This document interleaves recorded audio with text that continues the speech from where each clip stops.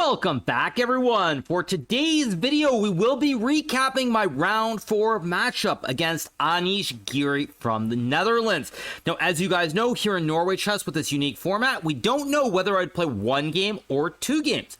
So let's jump right into the action. So here we go. So obviously, due to my very poor performance in the Blitz tournament, I'm saddled with a lot of blacks. And I started with 2 blacks. I had white against Magnus in round number 3. And here in round 4, once again, I have the black pieces against Drawnish. And this might be a little bit of a hot take, you guys, but I do feel like over the last couple of years, Drawnish has been the best prepared player in the world at the game of chess. Now, that doesn't necessarily mean that his results are always at the very top, but I feel like he's one of the players who most consistently gets advantages. So definitely a very, very formidable opponent.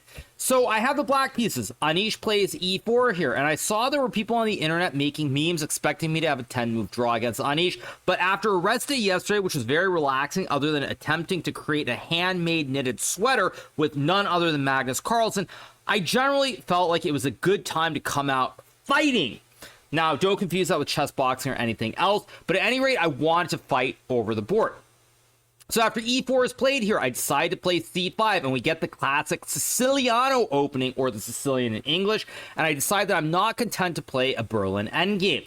So after c5, Drawnish plays knight to f3, I go knight to c6, and now he plays bishop b5. Now, this did not come as a complete surprise to Drawnish for sure, because in the American Cup, which I did win back in March, I did play the Sicilian with c5 and knight c6, and after d4 takes, I played e5 against Lenier Dominguez. I won a very, very nice game in that mini match. Of course, there are other variations like the Sveshnikov as well, which are considered to be completely playable as well.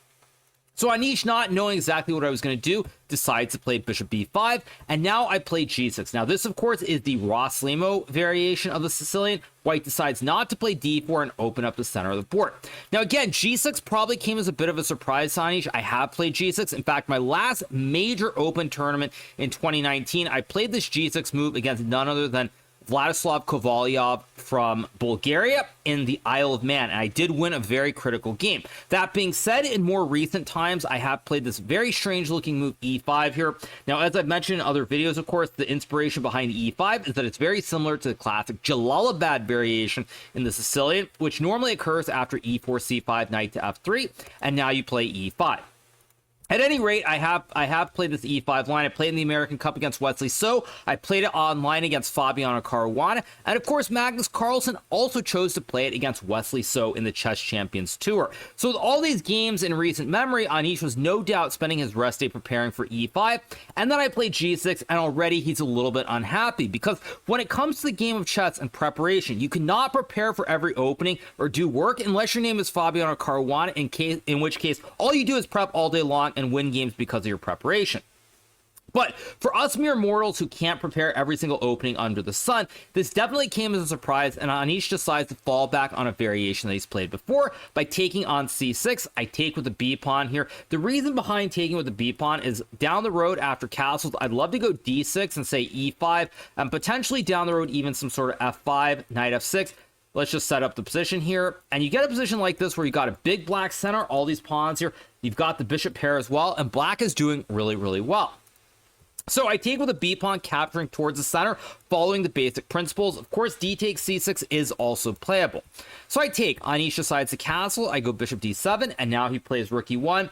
Here I go queen to c7, and Drawnish plays the move d3. Now, in the past, Drawnish played this move c3 against the former world champion, Magnus Carlsen, but because I had seen this game and obviously was well prepared, he decides instead to deviate by playing this move d3. So after d3, I play e5, and now the point is really illustrated here behind why I played queen c7 to begin with, which is I want to guard this pawn on e5. Now, it'd be easy to play e5, say knight c3 here, and try to play knight f6, but then you would hang the pawn on e5. Additionally, if you play e5 too early, white can play c3 and d4 and strike in the center immediately. So I go queen c7, Drawnish plays d3, I go e5, and now he plays c3. Now, what you'll notice here is that Drawnish intends to build a big white center with pawn to d4, but he has already wasted a tempo by pushing the pawn to d3. It would be far more optimal to go c3 and d4 in one go versus sort of the stutter step with d3, c3, and then d4, because you play 1-2, as opposed to going d2, d4 in one move. So I play knight to f6, Drawnish goes d4, we trade the pawns, I take, he takes back, and now I castle. Now, fortunately for me, I had reviewed this line in depth before the game. So we are currently following a very prominent game that was played during one of the previous Champions Chess Tour events between Alireza Firouzja, the talented Iranian French junior player, and of course Pragnananta from India. So after castles, we get knight to c3, and here I play the move queen to b6. Now, you'd love to develop with a move like d6, but after bishop f4, let's just say rook d8, for example, and rook a d1, out of nowhere, there's a lot of pressure towards this pawn on d6, and white is already a little bit better here. So following in the footsteps of the great Pragnananta, I play queen b6 here, trying to trade off the queens, because in the long run, I have the two bishops, and the bishop should be better than the bishop and knight combo. So Anish trades the queens, and now he plays this move e5. It's worth noting that at this point, white has to prove that he has something in return for the two bishops, because long term, if I can develop normally, the bishops will just be a better combination than the bishop and the knight. So for example, say white plays h3 here. Already I can play d5, and after takes, you'll notice that the bishops have great scope, great diagonals. My rooks are doing really, really well. The rook on a8 in particular targets this pawn on a2, and the rook on a1, and these bishops are really nice. So white has to do something quickly to sort of counteract the bishop pair and prove that there's something to play for. So Anish plays e5 here, removing my knight from the center, and now I have to go knight e8. I'd love to go knight d5, but after takes, and say bishop e3, I have a weakness on b6. Let's say I go rook e8. White can just take, and after rook b8, bishop d4, we have the classic wooden shield here with the bishop on d4 guarding everything. So I play knight e8 here, keeping my pawn structure intact. Anish goes bishop e3, targeting the pawn on b6. Here I play rook to a6, not pawn to b5, because after bishop to c5, I would lose either the rook or I'd have to push the pawn. And after pawn takes, white simply is up a pawn here and much better. So I decide to play rook a6, guarding the pawn from the side. Anish goes rook a d1, and now I play f6 to chip away at this pawn on e5. In a perfect world, I'd love to go pawn to d5 here, and after, say, h3, I can go knight c7, a3, knight e6, and down the road with moves like rook d8, bishop b7, and eventually c5, followed by d4, building a big black center, as well as a chain of pawns. Black is much, much better, if not winning. The problem, of course, is some years ago, a couple hundred years ago to be precise, we introduced this new rule into the game of chess called en peasant, also known as en passant. Now, that means that if I were to play pawn to d5 here, white can play pawn takes pawn, and white is just up a pawn here because the rook guards the pawn. Now, this, of course, is commonly known as a glitch move in chess, but it does exist. So while I would love to play d5, I have to remember it's currently the 21st century. It is not the 1700s. I'm not a Highlander. Things change. So I decide to play f6 instead, trying to remove this pawn from e5. Anish goes bishop to d4, and now I take. Now, worth noting, up to this point, I'm still in my preparation here. I looked at this before the game, so I'm feeling very good. Now, bishop d4 is the first original move for me. I had looked at bishop f4 before the game, takes, and then d5. So when Anish goes bishop d4, I use about a minute or two here trying to figure out, is there some difference between bishop to d4 and bishop to f4? And at the end of the day, after using about 2 minutes, I'm like, okay, whatever. This is just stupid. Stop trying to come up with some creative idea. It doesn't matter. Just go back into your preparation with the transposition. So I trade the pawns, I go d5, and I'm back in my preparation once again. And now, of course, I have this nice set of pawns on b6, c6, and d5. The light square bishop can go to g4 or to f5, and there's a lot of scope. So here, Anish trades the bishops, plays knight to e5, and now I go bishop to b7, guarding the pawn on c6. And here, Anish plays this move a4. Now, I believe in the game between Firouzja and Pragnananta, I think a3 was played, and after knight f5 here, black was doing completely fine, but Anish decides to play a4. So after a4, I now go knight to f5, and one of the reasons I don't love this a4 move per se is that now there's a very clear problem for white. If you play a move like h3, I can go d4, attacking the knight on c3. If you move the knight, I simply gobble the pawn on a4, or even just play c5 and create the connect 3. So here Anish goes knight to f3 to prevent d4, and now I play this move c5. And this is a very important move and important moment in the game, because at this point I was currently up 45 minutes on the clock. I'm cruising through preparation, feeling good about myself, and I was trying to figure out if there was a way to keep the big black center intact and play for more. Now, I very briefly did consider rook a8 to play rook a e8 or rook a d8, but I felt that after b4 with the idea of b5 to undermine this chain of two pawns here, that white should not really be in any danger of losing. And if white's not in any danger of losing, why do I want to play something where the game continues on versus instantly forcing what I perceive to be a draw? So I decided to play c5, first real thing of the game, using about 12 minutes here, and Anish takes the pawn. Now, one of the drawbacks of playing a4 here is that now after takes, I can take the pawn, whereas if we go back a couple of moves, if white goes a3, knight f5, knight f3 here, c5 is not a move because after takes, the pawns are simply guarded on b2 and a3. So by going a4, knight f5, knight f3, and c5, now the game peters out to a draw very quickly. Anish takes the pawn on d5, I gobble the pawn on a4, he takes on b6, and now I play this very precise move, rook b4, attacking both the knight on b6 and the pawn on b2. Anish plays knight d7. Now he could have played knight d5 too, but after rook takes b2, once again, we both have 3 pawns on the board, material is even, and the game should end pretty soon. Worth noting also, potentially, there's some threats for me towards this pawn on f2, creating the classic T-bone.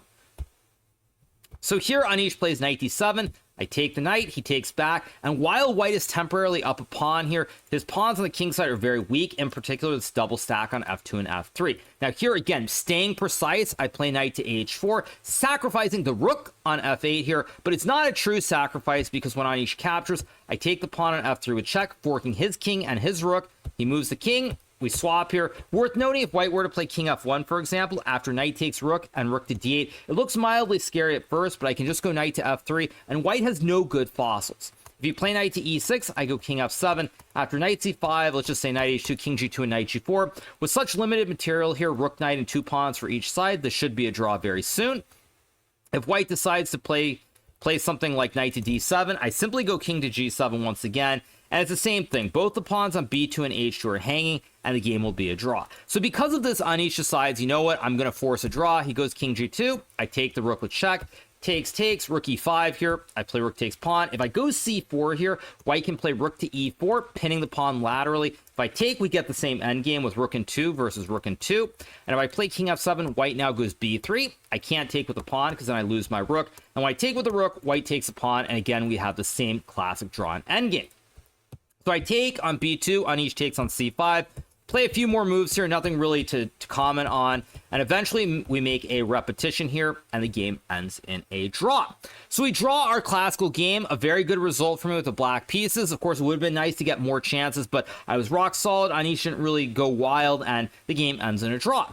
So this means we both are ensured that we have 1 point. But now, of course, this means we move to our second game and the classic Clown Fiesta, or the Armageddon, as we call it, where Anish will repeat again with the white pieces. I will the black pieces. Anish gets 10 minutes. I get 7 minutes. No increment until move 40. And if the game is not a win for white, if I draw or I win, I will get an extra half point. So we're both guaranteed 1 point, and we now play for the extra half point. So Anish opens with e4 again, and this time I decide to play e5. Now, there isn't any rhyme or reason to playing e5, but I felt that after playing the Sicilian, Anish probably had more time to review, and you want to keep him a little bit more off balance. So I play e5. We get knight f3, knight c6, bishop b5, and now I play knight f6, playing the classic Berlin defense. Anish castles, I take, he goes d4, knight to d6, and now Anish takes knight on c6. Now, one funny thing did happen, and there might be people who can freeze frame it if they were covering the game live on the broadcast, which is when I played knight d6, Anish for a split second tried to pretend that he was going to take the pawn on e5, and then he decided to take on c6. Now, this could have been subconscious, but in my mind, I think it was an attempt to play a mental trick, because after pawn takes pawn, knight takes bishop a4, this generally leads to a classic forced drawn endgame here, where we get this repetition in the center of the board that everyone is familiar with, where the game is a draw. So I don't know if it was like he was just sort of his finger failure, or like he was trying to trick me, or what was going on, but it did catch my attention. It was very, very brief. So Anish ends up taking on c6. I take back. He plays pawn takes pawn, and now I go knight to f5. Now here, of course, we have the classic Berlin endgame with the queens off the board on move number 8. Now, this endgame, very prominent, was featured heavily in the World Championship match in the year 2001 between Garry Kasparov from Russia and Vladimir Kramnik, also from Russia, where Kasparov in multiple games tried to beat this Berlin defense, this Berlin wall. He went into this endgame. At the end of the day, he was unable to break. He was unable to tear down that wall, as Mr. Reagan would say all those years ago. And at the end of the day, Kramnik would end up breaking through Gary's defenses when Kramnik had the white pieces, and he would become the world champion. Now, ever since then, this has been considered one of the main variations, one of the main openings in chess. And even 20 years later, it's still considered to be rock solid, just like that wall that stood for so many years. So after king takes d8, we get h3. I play bishop d7, rook d1, and now I go bishop to e7. Anish plays g4, and now I play knight to h4, trying to trade off a set of knights. Now again, in this endgame, generally what happens is black tries to argue he has the two bishops, and even though you have a slightly compromised pawn structure, because queens are off the board, your king is in the center, all these things should give black enough counterplay. So Anish goes knight d2, I play bishop e7, plays knight to e4, and now I go king d8. Now, it's worth noting, because I have the double pawns on c7 and c6, white can also try to create this massive pawn majority in the center of the board, the h, g, f, and e pawns running down the board. But you do have to be very careful, because if white plays f4 too early, if you're a little bit too premature with this move, I can now play h5, and after, say, g5, you lose the pawn, or I can play bishop f5, targeting the knight on e4 and the pawn on c2. And if you play knight to f2, after takes rook h4, suddenly your pawn on g4 is very weak. After f5, bishop c5, it's very hard to protect this chain of two. Also worth noting, after h5, f5, takes rook h4, well, I guess, yeah, there isn't anything except knight f2 for a second. I thought there was, but you can't really push f4 right away. Now, the reason this is important is because now after bishop f4 is played, if I play h5 trying to undermine the chain of pawns, white will go f3. And long term, what happens is white wants to, say, run the king up to g3, and then eventually prepare to play f4 and f5 anyway. So, in this position, I play bishop to e6 instead. We get b3. Now I go a5, trying to open up the a file potentially. Anish plays rook d3, a4, rook a d1. And now here I play this move h6. Now, the reason that I play h6 here is really sort of prophylactic. Mainly, if I play a move like, let's just say, king f8, white can go knight to g5, trying to trade off the knight for the bishop, or bishop g5, trading off the bishops. And so when I play h6, I stop both of these trades on the g5 square. Anish goes knight g3, I play g6, trying to stop knight f5. Worth noting, if I go king f8, knight f5, and trade, even though white has double pawns, it's very similar to that other structure where white has these menacing pawns in the center. You can create the kebab on the 7th rank, and white is simply close to winning.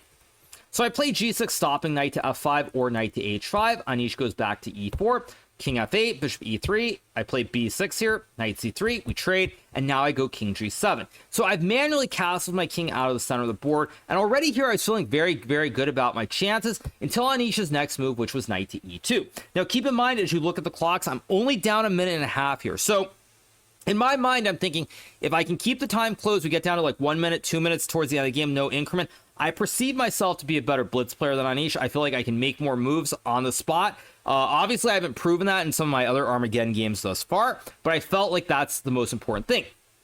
So already here, I'm feeling very good. But when Anish goes knight e2 with the idea of knight f4, knight d4, I start to panic here. And it's very difficult here because you don't know, do you use 30 seconds here, a minute here? Do you use 2 seconds? What do you do? And I end up playing this move, bishop c8, after a nearly 1 minute think. Now, it's very, very, very tough because h5 is the correct move, but it's very easy to get scared by knight f4. So if I take after trade and rook d7, spaghetti-o, we have the kebab on the 7th. There's bishop g5 with the pin. And out of nowhere, I'm suddenly losing because of castle mania on the 7th rank as well. So after h5, knight f4, computer says after bishop c8, black is okay. But again, you get very scared because there's e6 and suddenly bishop d4. All kinds of tricks here, and you start feeling really, really concerned. And I don't have the time to where I can think 5 or 10 minutes and try to work out the tactics. So if I'm wrong and there's a tactic here, I'm just cooked like a goose. But if I'm right, of course, and I play this, then I would have been okay. But at any rate, I was very worried, so I use a minute. I play bishop c8, just dodging the threats with the knight going to either f4 or d4. But now after c4, it feels very, very difficult to play. So I play rook e8, Anish goes king g2. I play bishop f8, which is a mistake. Probably I should have gone bishop h4 here. And after white plays f4, now I can play this very unusual looking move f5. Because if white takes, I simply take back with the bishop. I have rook to a2. My rook on the e file is very, very well placed here. And I shouldn't have too many problems. But again, with limited time, I'm trying not to blunder. And so I play bishop f8 here, trying to win the pawn at e5. But now Anish plays king g3, which is an excellent move. And the reason now that bishop f8 is so much worse than bishop h4 is that if I play f6 here, after takes, it's not my bishop on f6, but it's my king on f6 here. And even though the computer thinks it's completely fine, walking up with my king here into the line of fire on the f file, it just doesn't feel right. Now, again, if I had a lot of time, probably I would have been able to calculate this and realize that there aren't any issues. But at the end of the day, I've got limited time. You just gotta go. So here I play king g8, intending to take the pawn because there's no longer a pin with bishop d4. Anish plays f4, and now I go bishop g7. And here he plays this move h4, which is a big mistake. Now, the funny thing here is that at this point, I was down over 2 minutes. I'm down 2 minutes and 20 seconds. And I was basically thinking, while Anish was thinking, I was calculating, what am I going to do? Now, against many moves like rook d8, knight d4, c5, etc., I had an idea in mind, but I didn't have an idea against h4, and then Anish played it, and I panicked here by playing b5. Now, the computer says that after h5, black is simply much better, because after white trades here and plays the same move like knight d4, I can plop the bishop on g4, the bishop is guarded by the pawn, and after white moves the rook to d2, now I can simply go c5. Let's just say white goes knight b5, for example. I can go rook c8, and this bishop covers all these critical squares. You can't push the pawn, you can't create the kebab, and just in general, black should be doing completely fine. So after h4, I just play b5 quickly. Again, I didn't see what to do, and I decided, you know what? I'm going to play for something active where at least when I make this move, I know what is going on. Here Anish trades the pawns, which I think is a slight mistake. Probably should have played rook d8, bishop e6. And after takes knight d4, this is still a little bit scary, hard to play for black. Maybe I can take, but this endgame, again, with this bad bishop on g7, the double pawns, the weakness on e6, the control of the d file, white will have great chances to win this game.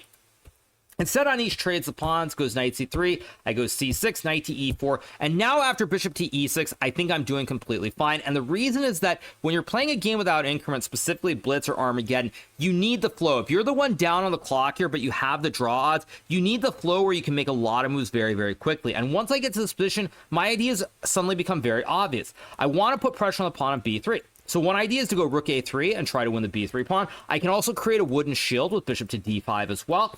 And last but not least, if the knight goes to d6 or c5, there might be a bishop f8 removing the knight from those two squares. So at this point, my moves become very easy, and Anish is not able to keep the tempo or the flow. As we like to say, he's not able to master the tempo. So he goes knight d6, I play rook d8. He now goes g5, we trade the pawns, and I go rook a3, putting pressure on this pawn on b3. Here Anish decides to play b4 here, and I go rook d to a8. Now, I could have maybe played rook a4, bishop c5, and then rook a8, but again, at this point, I'm just trying to play for the classic flow. So I go rook a8, we get bishop c5, I go bishop f8, and now, of course, it's on Anish to prove something. And this is, when I say the moves are difficult, the problem white has here is there's no push on the king side. The pawns are fixed here. f5 just hangs a pawn, so you can't do anything with the pawn. Now, you can play knight e4, which is an idea, or you can trade the rooks. But even if you get knight to e4, for example, and we get some position like this, what exactly is your plan? How are you going to proceed? f5 still hangs a pawn. You can't really sack the rook. You don't want to trade the rook. Maybe you go knight d7, knight f6, but none of the plans are obvious. You're going to have to spend time, and due to the draw odds, it becomes increasingly difficult. So Anish plays knight b7. I play bishop d5, creating the wooden shield, but also stopping the infiltration on the d file here. Anish trades the bishops, and now he plays this move knight to a5, which is simply a mistake. What Anish should have played was knight to c5, but nonetheless, after a move like rook to a2, rook d2, and rook a1, it's very hard for white to do anything. I'm trying to go rook g1. If he goes rook d1, rook a2, I'm going to go rook g2, and as I said before, white cannot make a draw because a draw is the same as a loss in an Armageddon game, so I can't really fault Anish. So Anish plays knight a5, I go rook a4, rook d4, king e7, and now Anish plays king f2. Now, for a split second, Anish went for the rook to move his rook to c1, and it's a shame he didn't do it, because if he had done this, I would have been able to sack the rook for the knight on a5, and after pawn takes rook, rook takes d4, I simply have an extra bishop, and I'm completely winning. But Anish plays king f2 after realizing the blunder, but now I go rook h8, and it all is sort of falling apart now because I have infiltration on the h file and the a file. I have a wooden shield, the knight on a5 is not in play, and at this point, I think the game is close to over. So Anish plays king g3, I go rook a2, threatening mate in 1, with rook to g2, rook d2, rook a1, rook d1, rook a2, and now I keep checking and keep threatening to go rook g2, and finally here, Anish decides to sack the rook for the bishop. Now, Anish, of course, could have made a draw with rook d2, but as I said before, a draw is the same as a loss here, so he valiantly decides to follow the memes and sack the rook. But unfortunately here, sacking the rook doesn't lead to anything special. So I take the rook, takes back, and now I go rook c8. Very, very nice move here, because if white takes the pawn on b5, I can go check, king g4, check, king h2, and maybe there's a way to actually checkmate, but I would have just made the draw here by checking the king back and forth, and that would have been good enough. Instead here, Anish plays king f3, I check, king e4 check, king d4, and now I check on d2. He takes, I take the rook here, and at this point, white is actually okay here, but Anish blunders with knight c6, or knight b7 rather. If he had played knight to c6 here, after king to e8 and knight to d4, white still maybe has some chance to keep the game going, because the knight is targeting the pawn on b5, but probably here it still should be a draw after king f8, king f3, and say rook d8, king to e4, and now move like rook to c8, because I'm going to go rook c4 and win the pawn on b4. King d5, rook c4 is one example of it. And if white takes, we get this position. While white should draw this, a draw is not good enough. Instead, Anish plays knight b7. I go king d7, checks. I go king c6, knight e4, and now I go rook d1, trying to go rook f1 and win the pawn on f4. And the game concludes with knight d6, rook f1. He takes, and now I tickle him with rook to f3. King cannot move forward because after takes, you simply lose the knight. So Anish goes king d2, I take, knight h8, I take this one, he takes that one, I go rook g4. And after e6 takes, knight f4, I go king d6, trying to eliminate the last pawn on e6, at which point white can no longer checkmate me. So Anish goes king c3, I check, he goes to b2, not b4, because rook g4 wins the horse. King b2, I play rook g4, knight e2, I take, he goes knight c3, and now I go king to d7. One last little nuance here, which is white cannot grab the pawn, because after rook to b4, you would lose the knight. And when he goes king b3, and I go king c6 here, with the rook and the pawn versus the knight, it's completely hopeless, and Anish resigns the game. And for the first time in this tournament here in Norway, I actually do win the Armageddon game, and I get the all-critical extra half point because of that. So at the end of the day, Fabiano would have continued to expand his lead. He won a very nice game against Gucci Reza Firouzja. But for me, I'm focused on the classical portion. I feel like I'm doing very well. If I get chances to try and win some games like tomorrow when I have the white piece against Tari, I will take my shot, try to catch up to Fabiano if I can. At any rate, I'm very pleased with my result. I've been very steady, but we will see how the rest of the tournament goes. So once again, I hope you guys have enjoyed this recap. I will be back tomorrow with another recap, obviously, after my game against the Norwegian #2 player, Aryan Tari. But at any rate, hope you guys enjoy that. Make sure to hit that subscribe button below if you haven't already, and I will be back very soon with some more great YouTube-only content. See you guys. Bye.